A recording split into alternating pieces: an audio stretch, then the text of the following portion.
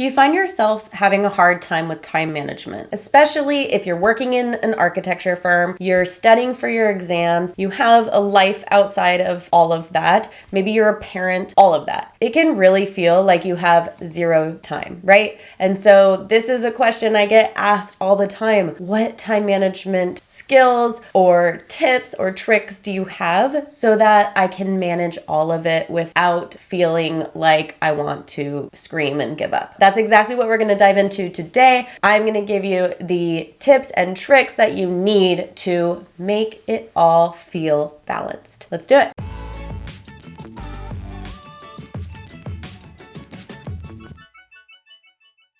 Hey everyone, welcome back to Design, Create, Inspire with me, Bryn Young. I'm an architect here in San Diego, and I help people like you pass their architecture exams and become licensed architects and enjoy the process while they're doing it. So last week I talked about overwhelm, and one of the things that comes into play with overwhelm is time management. And I've been asked specifically about time management from so many people, like, how do you even do it? People will tell me that. How do you do it all? How do you run a business and do this and this and this and this and this and be a parent? And, how do you do it all? So today I want to pull back the curtain and show you that it is not a magic trick. And there are some skills and some things that you can do to make time more manageable for you. So let's dive into it. If you aren't taking your exams, that's okay. You may still be dealing with this. I'm going to be talking, even if you're an architecture student and you want a life, school, work, home balance, all that stuff. It could be exams in life. It could be work in life. It could be school in life. Whatever it is, it's important that we have balance, which means we are still having a life and we're still having happiness and we're still achieving our goals. And sometimes that can feel difficult to do when we're getting a degree in architecture or when we're getting our license, when we're working in a high-paced architecture firm. And one of the first things that I want to dive into about this is the idea of perfectionism. There's a lot of perfectionism in architecture, and perfectionism can quickly lead to mismanaged time. We see this all the time. If you are, say, working on a project and you spend way more time than you need because you're trying to make it just right, just perfect. I will tell you, nothing will ever be perfect, and that's okay. And it doesn't need to be perfect. Sometimes the messy approach to a project or to a design can lead to groundbreaking discoveries. So releasing perfectionism is huge. Obviously, that's not like the easiest thing to do, especially if you tend to be a perfectionist, but understanding that good enough is still good. And if you are missing deadlines, if you are missing amazing things in your life, or if you are pulling all-nighters at school and showing up last minute to your presentations, that is not good. And perfectionism will never outweigh those negative things. So you have to learn how to embrace this good enough mentality so that you can focus on the essential tasks and the essential things that will move the needle forward to hit your goals, to provide amazing designs, to pass exams. But if you are stuck in this perfectionism, I need to make sure that I know every single subject perfectly, you'll delay getting in there and taking your exams, right? You'll delay taking action. So I wanted to start with this one because it's not normally the first one you think about when you're talking about time management. You might think, oh yeah, I need to put together a schedule and put it all in my calendar and set my reminders. A lot of time management skills are about that. But a lot of time management is actually alternative, kind of esoteric and internal concepts. And when you can dial those in, then yeah, forming good habits, forming good time management skills, all of that will come. But if you don't have the skills of releasing perfectionism and some of these other ones that I'm going to go into, it won't matter how much you have on your schedule or how much you have created an alarm with an alarm with an alarm.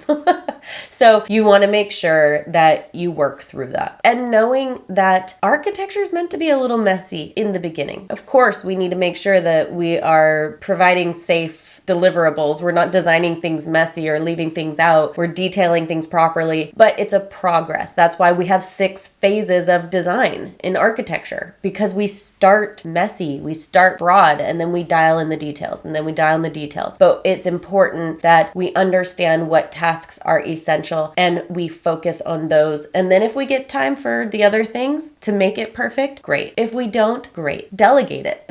Delegating's a great thing for time management. But anyways, I don't want to dive too deep in there. I want this to be a fairly brief episode so that you can get the tactical tools without wasting any time watching about time. But that is a huge one, and I just really want to make sure that's understood. So overcoming that perfectionism can really set you up. And then, of course, there's setting clear goals. There's prioritizing what needs to be done. There's efficiency in your daily activities. A lot of these items I actually went over last week in the episode about overwhelm. I went over a lot of being efficient in how we go through the exams, but also just life. Like, how do we efficiently do things every day in our life? How can we efficiently be with our kids while also, working on some tasks that need done? There's always an efficiency aspect, and I am like, oh, my hot word is efficiency. Like, give me something to streamline my life and make it more efficient. And I'm like, please, thank you. So I'm all about efficiency, proper planning, all that good stuff. So definitely go watch that episode if you want to dive deeper into it after you watch the rest of this, because I don't want to say it twice, but also find out how people can help you with that planning. Don't rewrite the wheel every time. Like, if you're taking the exams, find people who have taken the exams and have plans and have the strategies and the tools so that you're doing it efficiently. You're not wasting your time. So go get the ultimate study plan if that is you. I do that for you. And again, go watch that other video if you would like to dive into those areas a little bit deeper. I want to go into a little more alternative concepts about time, because this is what fascinates me and this is what gets really exciting. Because again, goal setting and putting together plans and schedules, great. I love it. I'm all about a goal. I'm all about a schedule, but it's not necessarily what excites me. And the idea that we can actually take control of time a little bit excites me. So let's talk about it. Time, as I've gotten older, I realize how valuable it is to me. Time is always going. People always think about money and time, or money, there's never enough, all this stuff. But money, if you think about it, and I know we're this isn't an episode about money, but if you think about money it kind of can always come. It's it's always somewhere, right? Okay, I don't have money right now. What can I go do to go get more of it? But time, you can't do that. Time is continually going, and that's just how it is. And so when you can value your time, that's when things can really shift. It's important to value your time. And yeah, maybe, that comes with, if you have more money, you can value your time, or you can take more of your time back because you can delegate. You can maybe get someone to clean your house so that you're not wasting the time doing that, or all these different things. So that's my goal in life, is have the money in order to delegate so that I have more of the time to spend it how I want. But of course, everyone's at different phases. So I'm not just going to sit here and tell you, oh, time management, spend money, and then now you have all your time back. No, it's not about that. But time is something that is continually going. And I want to talk about some different concepts for how we can kind of control that from our own perception, essentially. So let's talk about first the fluidity of time. So the fluidity of time, it's really all our perception. And a year is the longest thing ever. 1 year is just crazy long. But then when you're an adult, oh my gosh, this year, for example, it's June, and I'm I feel like I sneezed and 6 months went by. What even happened? And so really the fluidity of time is just a perception. It's a mindset. And so if we can learn how to slow down a little bit and change our perception of that, then we can start feeling like we have more time. So we can start feeling like, there's more of it. It is such a subjective experience. Something my dad used to always say when we were going through the work week, he would tell me about this. He's like, don't do this. Although I totally would do it. But he says, on Monday, don't be wishing for Wednesday. Don't be wishing for Friday. Don't be wishing for the weekend. And how often do you hear that? You hear like, oh, it's Monday. Oh, I can't wait for Friday. I can't wait for the weekend. He always said, if you do that, then all of a sudden it will be there and you won't have even known what happened. And so if you want to actually slow down time and feel like you have more of it, then just be in the moment. And it was so wise. Like, I feel like he said it in such a off the cuff way. And now as an adult, I'm like, that was so wise, because really he's talking about being in the now, being in the present, and being grateful for the day that it is, and not just hoping for the future, because the future will come. Friday's gonna come. Saturday and Sunday will come, whether you hide in a box, whether you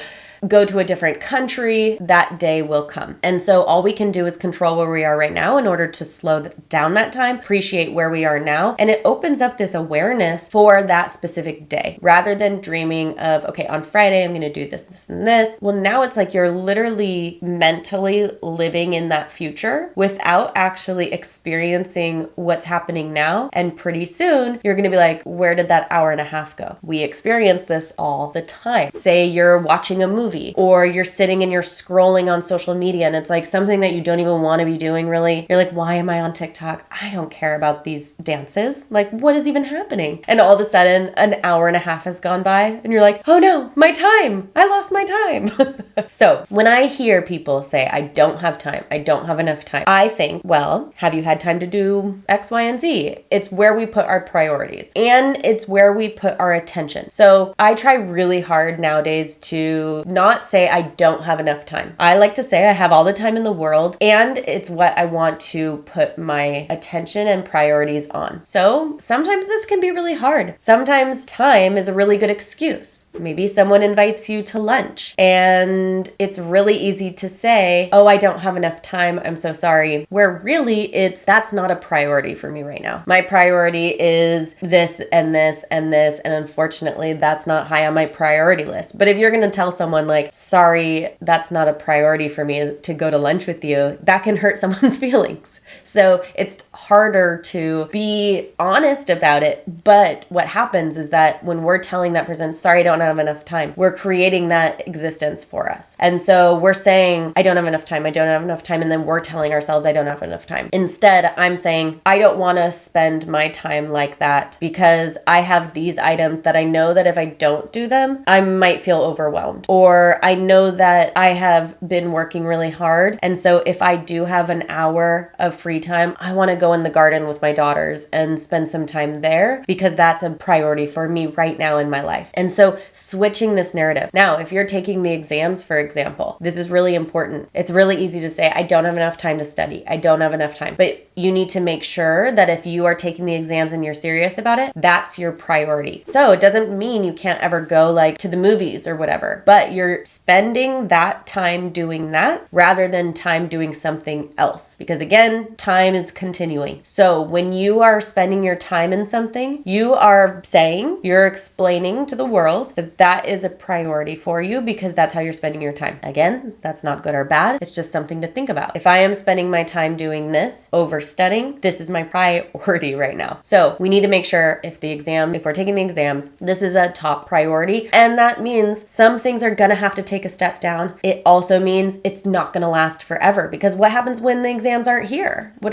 happens when this isn't here anymore? These priorities are able to come back up. You're able to create new priorities, maybe hobbies, something else that can fill that space. So often I hear people who are done with their exams and they're like, now what? Maybe I should just go get another certification because how am I supposed to spend my time now? Because they made it a priority. That priority took up time in their space, which made other priorities take a step back. So remembering that there's fluidity in time, it's a perception. We need to make sure that we are focusing on the moment. Our moment awareness allows us to literally slow down because it focuses on what's happening right now rather than what's happened in the past or what's happening in the future. When you're thinking about the past, you're thinking about the future, you're not focused on the time you literally have right now. You're actually spending the time that you do have on a past experience or or in the future that hasn't even happened yet. So if you want more time, focus on now. A great book, highly recommend it, is called The Power of Now by Eckhart Tolle. Incredible book. And it really talks about that, is really how much worry is about an unwanted future, anxiety or fear is because of a past experience. And so both of those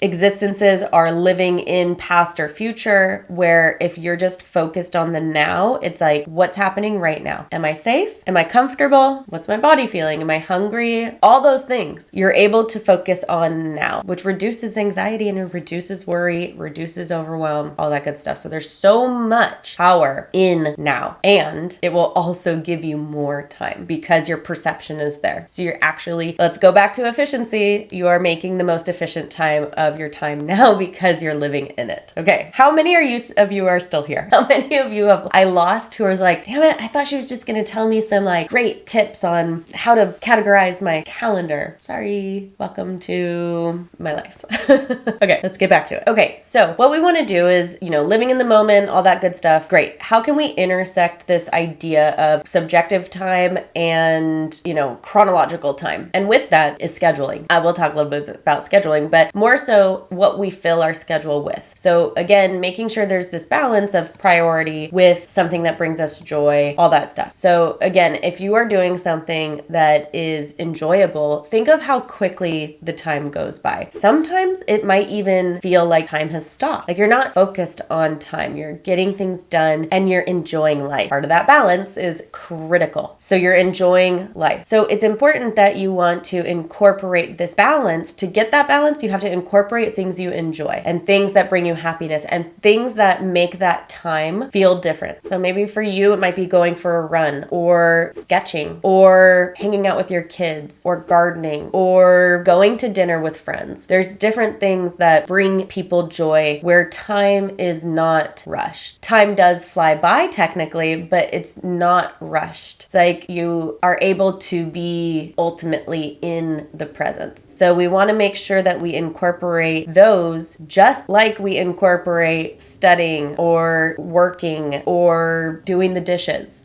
so make sure that you are incorporating all those. What I like to do is after a long day, I love to cook. So I find that it's efficient because it's feeding us. It's healthy because we're eating from home. We're not spending money and we're eating good quality food. And it's also enjoyable for me. So I will listen to a podcast and I will just cook. And to me, at the end of the day, some days I'm not, I'm like, let's just get pizza. But a lot of times I love to either cook or go into the garden. And it's a way for the time to just be. It's time enjoyable. And I'm not worried about what happened in the day, or I'm not worried about what's happening in the future. I'm able to just intertwine something that is effective and moves my life forward in a positive way while also feeling like I have that balance and feeling like, oh, I do have time. Like I didn't just spend all day on a computer working and then go straight to watching TV where it's not really giving me like that happiness. So this creates that happiness for me, and that's something that I love to do. So find something that brings you joy, and then also maybe it's only 10 minutes because you worked a really long day and you have kids and whatnot. Maybe it's only 10 minutes, but something to slow it down and to feel good and to feel happy. That's a huge thing because again, this whole thing, we're not just talking about time management to study more, work more, parent more. We're talking about ways to balance the wildness of career architecture life and our life outside of that career.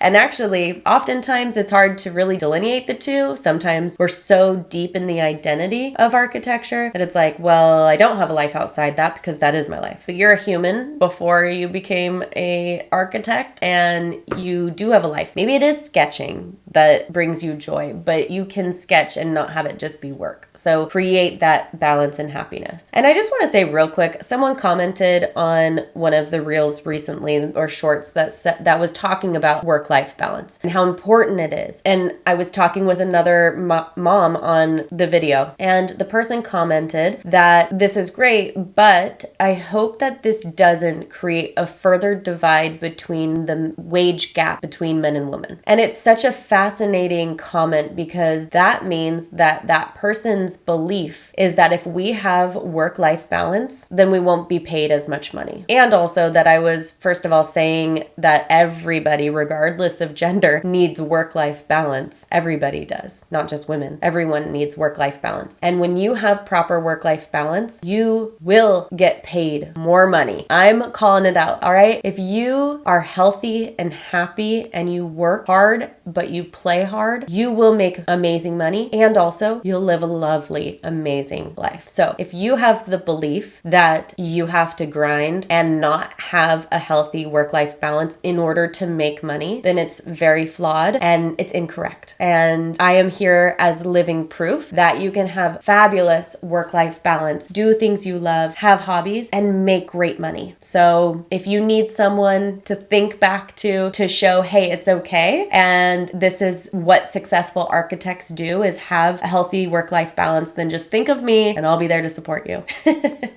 Okay, so I just had to call that out because it is really important. There's a lot of limiting beliefs when it comes to money and time and balance and work and life outside. And I just want to be an example to show you that it's possible to have both, not have to wait till you're 50 to have time and work balance, not have to wait till you don't have kids in order to, have happy balance, all those things, not needed. So, some weeks I will work 8-hour days. Some weeks I'll work 2-hour days. I have curated my business and my life the way I have, and that means you can too. So even if you work for a company, you can still curate those. So that comes with boundaries, that comes with clear expectations, all that kind of stuff. I know in architecture, we're typically worked hard. There's typically tight deadlines, all that stuff. So how I went about that in my career or in my firm is that I don't create unrealistic deadlines. And I'm clear about that. If your boss says, can we get this by next week? And you can't, say no. Say that's unrealistic. And then come up with a game plan. I mean, there's strategies. So that kind of went a different direction, but I really find that it's important to say. So time management, again, it is about scheduling. It is about proper planning. It is about releasing perfectionism, but it's also about your perception of time and how you're currently living your life and how you spend your time and what you prioritize. So make sure that you really think about all those things and find out what is best for you. Okay, I'm going to leave it at that. I said this was going to be a short episode. Look, of course it's not, but I think this is really important. So leave a comment. Let me know what you think. Am I crazy? Can you relate? What do you think? Let's talk about it. All right. And in the meantime, go watch that video from last week if you haven't. If you have already, go check out all of our other videos. All right. See you next week.